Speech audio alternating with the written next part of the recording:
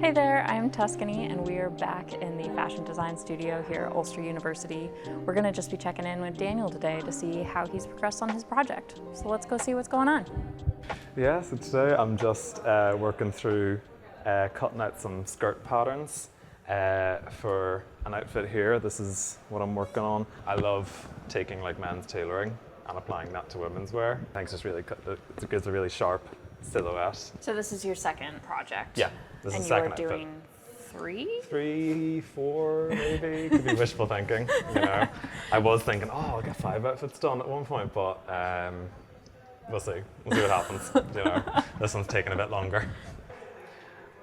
My process is sort of, I work on something and then I'm like, oh, you know, I'll try this idea and I'll try that idea. And next thing you know, you've been working on the same garment for like 3 weeks. So I will be sort of moving on a bit quicker just because I'm still only at the toiling stage, the prototypes. But that is the longest part of the process, testing your patterns, how it looks. And then once you have your paper patterns cut out, you're ready to go into final fabrics and then you'll have a beautiful outfit in no time.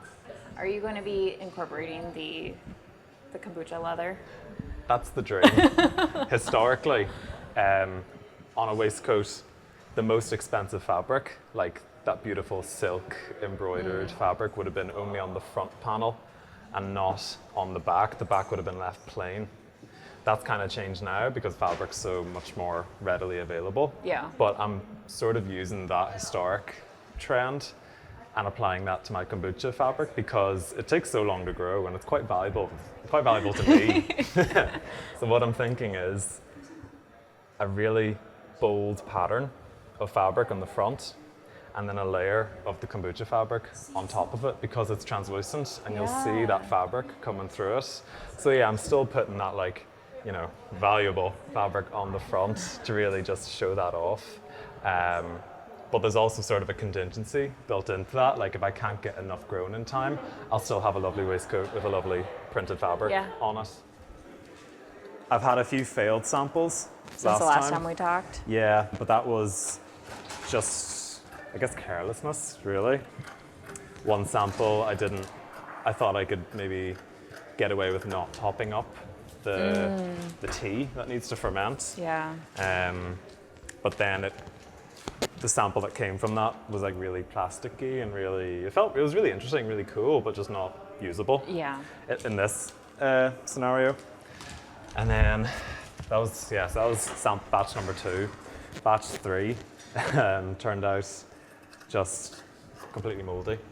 Getting PTSD from last year. Yeah. I'm not sure what happened with that one, but I think the bacteria just died. And then the stuff in it wasn't fermented, it was just there left to mold. Or something contaminated it. There's quite a lot of factors that could have gone wrong. So yeah, I guess that would be an anxiety of mine, of repeating last year and having the whole thing blow up in my face at the last minute. Yeah. But that's what I was saying earlier, like I'm kind of working contingencies into the design. So if the kombucha thing doesn't work out, it'll still be a project that I'll pursue in future, but I'll still have a solid collection of garments to present. It's okay.